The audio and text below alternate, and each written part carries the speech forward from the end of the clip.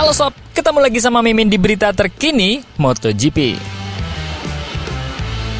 Setelah kemarin kita bahas Yamaha, kini saatnya kita beralih ke pabrikan Eropa yang menjanjikan di balapan pertama ini sob, Aprilia. Aprilia dapat mengkoleksi hasil yang baik bersama dua ridernya, dan bahkan di atas ekspektasinya. Bagaimana selengkapnya? Kita bahas. Jangan sampai ketinggalan update tentang MotoGP dari TNT. Dengan cara ketik hashtag MotoGP di kolom pencarian agar kamu bisa mendapatkan pilihan berita menarik yang kamu cari. Aprilia. Dalam balapan pertamanya kemarin, bahkan sejak sprint race, kita dikejutkan dengan apa yang bisa dilakukan olai Ogura. Ogura dapat memperoleh hasil cemerlang dengan menempatkan dirinya di posisi keempat dalam sprint race. Dia hanya kalah tipis dengan Pecco Bagnaia sang double juara dunia di MotoGP. Jika saja Pecco melakukan kesalahan sedikit saja, bukan tak mungkin pembukaan race kali ini bisa menghadirkan podium bagi Aprilia. Dan uniknya, datang dari tim satelit. Dan pada race utama, lagi-lagi Ogura juga sangat baik dalam balapan itu. Ogura dapat menempatkan dirinya di posisi kelima dan hanya kalah dari 4 motor Ducati yang sempurna. 2 Ducati GP25 dan 2 Ducati GP24 murni. Namun tak hanya Ogura saja yang memiliki hasil cemerlang. Marco Bezzecchi menunjukkan dirinya bisa bersaing di depan meski hanya mendapatkan posisi ke-6. Namun, bukan posisinya yang menjadi perhatian. Tapi karena comeback-nya Bezzecchi setelah mendapatkan hasil yang kurang memuaskan saat sprint race. Yang hal itu, dia katakan sebelumnya, karena kurang beruntungnya, dia mendapatkan posisi start di trek yang kotor sehingga menyebabkan slip saat mulai start. Yang akhirnya melemparnya di posisi belakang. Bezzecchi dapat membuktikan diri bahwa dia tidak mencari alasan semata. Karena dalam race-nya, Bezzecchi menembus dan bisa mendapatkan hasil yang jauh lebih baik. Lantas, apa yang sebenarnya terjadi di antara keduanya dengan hasil yang memuaskan kemarin? Jika dari sisi Marco Bezzecchi mengatakan bahwa motor Aprilia-nya tidak terima cara saya berkendara. Marco Bezzecchi mengatakan dia seharusnya bisa memperoleh hasil yang lebih baik karena potensi motornya bisa untuk mendapatkan itu. Dan dia harus membayar atas kurangnya latihan time attack dalam uji coba MotoGP karena Aprilia tidak menerima cara saya berkendara. Padahal, saya harus lebih banyak berkendara berdasarkan insting. Pemenang Grand Prix 3 kali itu melakukan pekerjaan bagus di pramusim untuk membantu Aprilia mempersiapkan diri untuk kampanye 2025. Meski juara dunia bertahan Jorge Martin absen. Bezzecchi lolos dengan RSGP di posisi ke-8 pada posisi startnya di Grand Prix Thailand dan menempati posisi ke-6 teratas pada balapan hari Minggu. Dia mengatakan hasil tersebut sesuai dengan apa yang dia harapkan pada balapan pertamanya bersama Aprilia. Namun, dia mengakui bahwa saat ini dia tertahan dengan hasil posisi kualifikasi. Kemudian Marco Bezzecchi merinci masalah Aprilia. Pada akhirnya, hasilnya tidak lebih baik. Tidak juga lebih buruk. Itu yang saya harapkan untuk mengawali musim ini. Sejujurnya, saya ingin tampil lebih baik di babak kualifikasi. Dalam time attack, saya bukan yang terbaik. Saya tidak mencoba banyak time attack dalam pengujian karena banyak item yang harus dicoba. Jadi, kami tidak berkonsentrasi pada hal itu. Disinilah titik di mana saya harus paling banyak berkembang. Saya pikir, saya harus mengendarai lebih banyak berdasarkan naluri. Seperti yang biasa saya lakukan dalam beberapa tahun terakhir. Motor tidak selalu menerima cara saya mengendarai ketika sedang melakukan time attack. Jadi, inilah sebabnya saya membuat beberapa kesalahan kecil. Bezzecchi gagal memperoleh kesempatan untuk mencatatkan poin ganda di Thailand setelah rodanya terpelintir saat sprint race dan menjatuhkannya ke barisan paling belakang. Dan akibatnya, dia hanya bisa finish terbaik di posisi ke-12. Lajunya di Grand Prix juga terhambat oleh suhu ban yang sangat ekstrim, yang menghentikannya untuk maju ke urutan teratas secepat yang dia inginkan. Untungnya, awalnya baik-baik saja. Tapi sejak ban depan meleleh, ceritanya benar-benar berbeda. Katanya tentang Grand Prix Thailand. Balapan itu menjadi sulit karena berada di belakang beberapa motor, membuat semuanya menjadi sangat panas. terutama ban depan yang sejak awal sudah terlalu panas. Alarm saya berbunyi di dashboard selama balapan, tapi saya harus tetap bertarung dan mengabaikan alarm itu. Karena jika tidak, saya hanya akan berakhir di posisi belakang. Barulah saat saya menyalip Jack Miller, saya punya ruang kosong di depan. Saya menghabiskan 4 putaran hanya untuk mencoba melepaskan alarm dari dashboard. Namun, setidaknya ada beberapa poin positif. Saya ingin berada di depan Jack Miller dan Raul Fernandez lebih awal, tetapi saya tidak cukup cepat untuk langsung menyalipnya. Masalah yang menonjol pada Aprilia dalam beberapa tahun terakhir adalah panas yang dihasilkan oleh motor saat kondisi lingkungan ekstrim.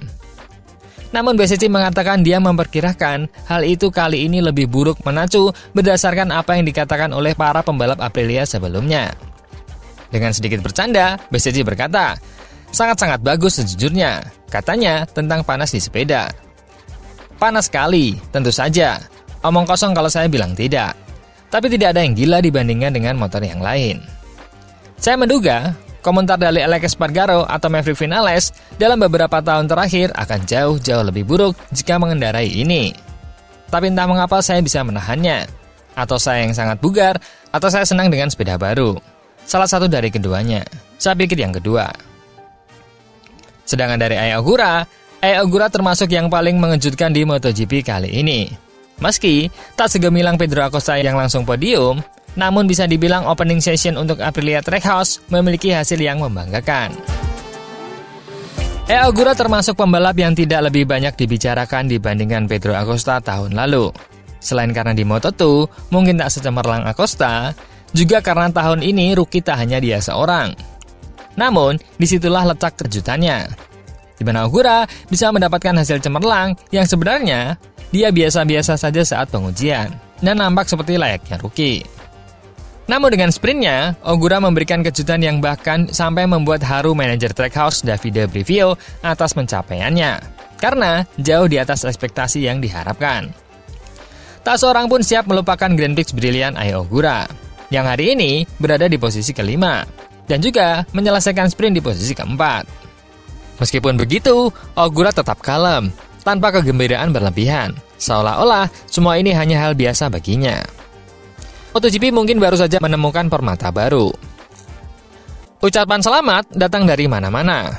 Banaya, Morbidelli, dan banyak lainnya, semua terkesan dengan penampilan Ai Ogura kemarin. Dia melakukan dengan sangat-sangat baik minggu ini, dengan posisi kelima yang mengagumkan. Semuanya dengan ban lunak. Hanya sedikit orang yang memilih konfigurasi itu di depan dan belakang. Awalnya fantastis. Sungguh luar biasa berada di belakang nama-nama besar di lintasan. Bagian tersulit hari ini adalah manajemen ban. Saya dapat belajar banyak dari mereka. Itu adalah pengalaman yang fantastis. Akhir pekan yang indah. Saya tidak akan pernah cukup untuk berterima kasih kepada tim, kata Ai Ogura. Di antara pelajaran yang diambilnya dari Grand Prix, Ai Ogura menggarisbawahi perbedaan utama antara pengujian dengan balapan, dengan tekanan dan apa yang mengikutinya. Selama tes musim dingin, saya melakukan banyak simulasi balap. Tapi itu tidak ada hubungannya dengan balapan sesungguhnya. Ketika ada pembalap di depan dan di belakang. Dia menambahkan, mungkin inilah sebabnya kita harus berhati-hati dalam mengambil kesimpulan dan jangan terburu-buru. Kemarin, dia mengatakan dia telah meniru Pecco Bagnaia, tidak lebih dan tidak kurang. Kesederhanaannya tumbuh dalam dirinya, dan ucapannya tidak berubah sejak saat itu. Saya sebenarnya meniru apa yang mereka lakukan. Ini sangat membantu saya untuk membuat akhir pekan ini sukses. Kita lihat saja apakah dia dapat mengulangi penampilan ini di sirkuit yang belum pernah dicobanya dengan RSGP-nya. Namun teman-teman, bisakah Ogura podium? Atau setidaknya tetap di barisan depan di balapan selanjutnya? Kemudian, dengan hasil cemerlang kemarin, Marc Marquez mendapatkan pujian dari legenda balap Dani Pedrosa.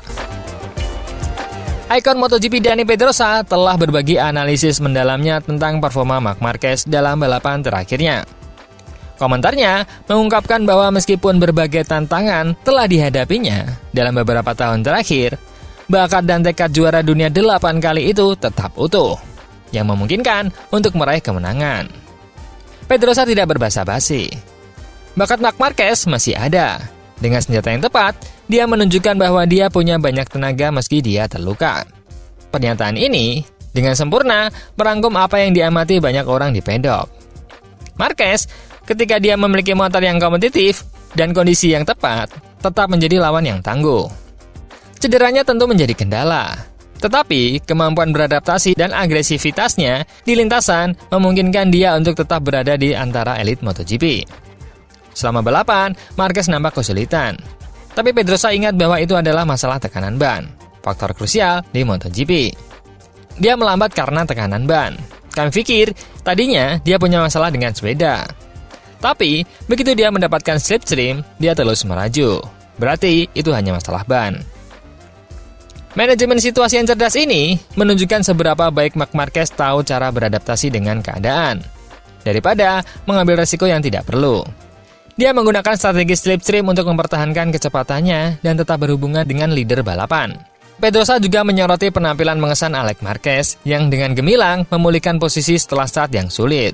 Alex memulai balapan dengan sangat baik. Dia kehilangan posisi di awal, tapi dengan cepat bisa memulihkannya dan menyusul saudaranya Marc Marquez. Namun, keausan dini pada ban belakang mempersulit akhir balapan.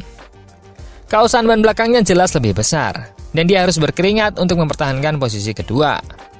Degradasi ban ini menjadi pengingat bagaimana manajemen kecepatan dan pilihan ban merupakan elemen penentu di MotoGP. Pedrosa juga membahas strategi Pecco Bagnaia, sang juara bertahan. Menurutnya, Bagnaia mengambil pendekatan yang lebih hati-hati dan penuh perhitungan musim ini, menyadari ancaman yang ditimbulkan oleh Marc Marquez. Pecco tahu dia tidak bisa jatuh. Dia melakukan perhitungan lebih jauh untuk menyelesaikan balapan. Apalagi rivalnya adalah Marc Marquez. Mentalitas itu bisa membuahkan hasil dalam sebuah perebutan juara. Karena Bagnaia mengandalkan konsistensi daripada mengambil risiko berlebihan. Terakhir, Pedrosa berhati-hati dalam membandingkan penampilan Marc Marquez ini dengan musim legendarisnya di tahun 2014, di mana dia memenangkan 10 balapan berturut-turut. Saya tidak dapat memberitahu Anda apakah saya melihat Marc Marquez di level 2014, karena saya kira hal yang sama dapat terjadi di balapan berikutnya karena sirkuit tersebut sangat cocok untuknya. Namun akan ada sirkuit lain yang lebih cocok untuk Bagnaia, Alex Marquez, atau siapapun. Analisis ini menyoroti bahwa Marquez tetap menjadi pembalap teratas, tetapi persaingan, terutama dari Pecco, lebih ketat dari sebelumnya. Komentar Pedrosa menyoroti kekuatan dan tantangan Marc Marquez. Sementara juga menyoroti intensitas persaingan dengan Bagnaia. Dengan bakatnya yang utuh dan motor yang kompetitif, Marquez tetap menjadi pesaing gelar yang serius. Namun, musim ini menjanjikan pertarungan sesungguhnya, di mana strategi, manajemen ban, dan konsistensi akan menjadi penentu. Balapan berikutnya, terutama Argentina dan Amerika, akan menjanjikan balapan yang seru. Dan menarik ditunggu, bagaimana kiprah Marc Marquez di balapan-balapan nanti.